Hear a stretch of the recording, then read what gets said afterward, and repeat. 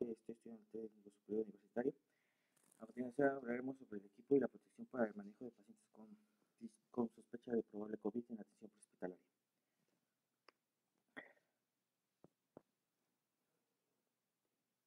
Para entender un poquito más sobre la información, tenemos que tener comprendido qué es el coronavirus.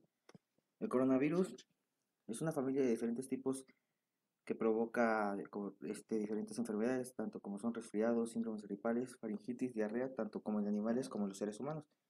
La mayoría de estos coronavirus se encuentran en lo que son los murciélagos, así como en las vacas, felinos y aves cantoras y también en los seres humanos. Como todos nosotros sabemos, esto se desencadenó en China por causa de probable fue un murciélago en un mercado. Vale. La frecuente producción de estas enfermedades leves como son muy comunes la obstrucción de las fosas nasales. Esto genera rinorrea, dolor de garganta, gastroenteritis, así como puede provocar enfermedades muy graves en pacientes con su sistema inmunológico comprometido, pacientes con disfunciones orgánicas crónicas como lo es los pacientes con cáncer, diabetes mellitus, insuficiencia cardíaca o pacientes de la tercera edad son los más vulnerables para presentar estos cuadros, ya que su sistema está muy deteriorado. Posteriormente pasaremos a cuándo se generó el COVID. El coronavirus en el año 2002 y en el año 2012 surgen dos nuevos tipos de coronavirus. En el año 2012 surge el coronavirus tipo SARS, conocido como coronavirus tipo SARS en China. Las palabras SARS provienen del sistema respiratorio agudo grave, el cual fue provocado por el COVID, el coronavirus. Posteriormente, en el año 2012, sale otro coronavirus. En el año 2012 fue desencadenado por conocido por la civeta de Palma, asimismo por el murciélago. En el año 2012 pasa lo que es en el MERS, causado por un síndrome respiratorio grave, insuficiencia respiratoria. Esto fue generado por camellos de diferentes especies. Vale, son estos dos, lo que son el SARS, que fue conocido en el 2002, y el MERS, que fue conocido en el 2012, desencadenan las enfermedades causantes como neumonías graves, las cuales afectan a personas de mayor de la edad avanzada y pacientes con comorbilidad, lo que son los pacientes con insuficiencia renal o insuficiencia cardíaca. En el año 2019 surge un nuevo virus, el cual se conoce como SARS-CoV tipo 2. Este es muy parecido en estructura al COVID tipo 1, el que anteriormente habíamos mencionado, el cual es este. En el año 2002, en SARS, en China, fue conocido como SARS, proveniente del síndrome de coronavirus de respiratorio agudo grave, el cual fue provocado por el coronavirus. Este es muy parecido a la estructura a este que surge en el 2019. Este fue acompañado de una disminución multiorgánica muy grave. Esto fue una afectación más grave a las personas que lo padecieron. ¿Vale? En este caso fue igual por la civeta de Palma y por el murciélago. La complicación de este virus ya no era por pacientes que habían sido infectados en diferentes estados, sino era pacientes por los cuales ya tenían contacto de persona a persona. Entonces se ocurrió lo que es la transmisión llamada interhumana, de persona a persona. En el 2020 se declaró por la OMS, se declaró lo que es la pandemia por el COVID-19. Muchos conocen al COVID-19, pero también es conocido mayormente como SARS-CoV tipo 2. El nombre de la enfermedad como tal es COVID-19.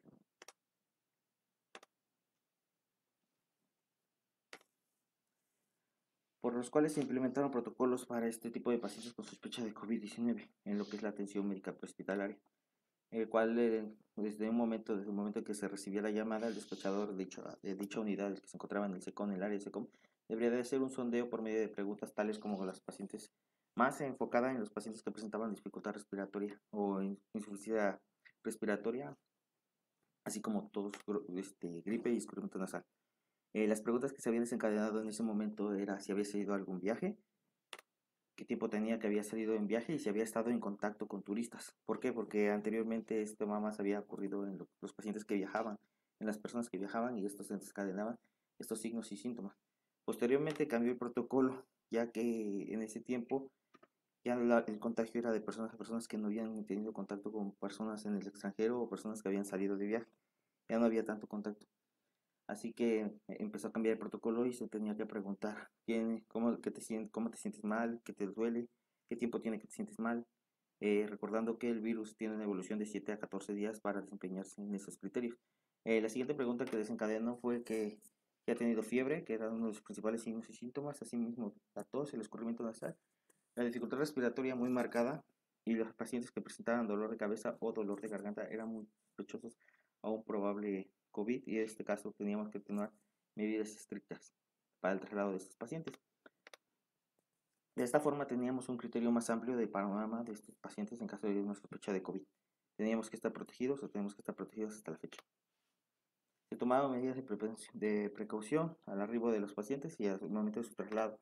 Las medidas que se tomaron es el aislamiento de sustancias corporales, como ya todos conocemos, gogles, guantes, cubrebocas. Acá se implementó lo que es la N95, así mismo como cuando se había ocupado con el H1N1. Se implementó el uso de la mascarilla N95, los gogles que se cubrían toda la órbita ocular. Se usó el protocolo de la N95, la colocación del traje Tíbet. Asimismo, la colocación de bata desechable sobre el traje Tíbet para evitar la contaminación.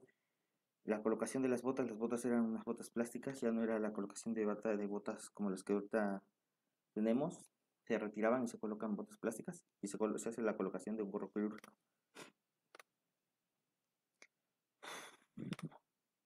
La unidad de emergencia. La unidad de emergencia pasó a trasladar a las unidades de emergencia tuvieron que vaciar, o sea, retirar insumos para evitar la contaminación y propagación del virus por medio de los insumos que se necesitaban. Asimismo, se tuvieron que no solo ocupar los insumos necesarios para el traslado de estos pacientes.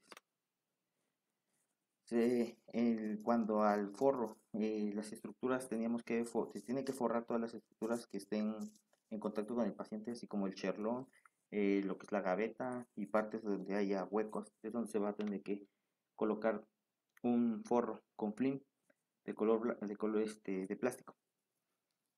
En caso de las unidades que cuenten con un compartimiento de la cabina de atención y la cabina del operador, se tendrá que sellar y en ese momento el que va manejando no va a tener contacto con el paramédico que va atendiendo.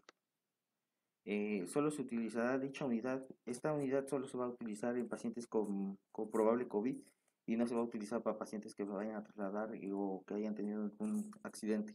Esa solo es exclusiva para pacientes con COVID. Una vez que se haya acabado el traslado, se deberá de sanitizar la unidad con agua y cloro. Se tendrá que impermeabilizar, retirar todo lo que es el film de plástico que se había colocado anteriormente sobre las gavetas y el sillón. Y posteriormente se tendrá que limpiar con trapos húmedos, bañados en cloro y limpiar la unidad. Acá se muestra una imagen de cómo está sanitizada la unidad y cómo está realizada la imprimación con film de plástico. En lo que son estructuras, acá se puede apreciar la estructura que están unos huecos.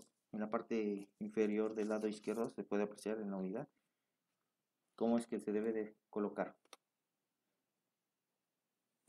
El traslado de los pacientes.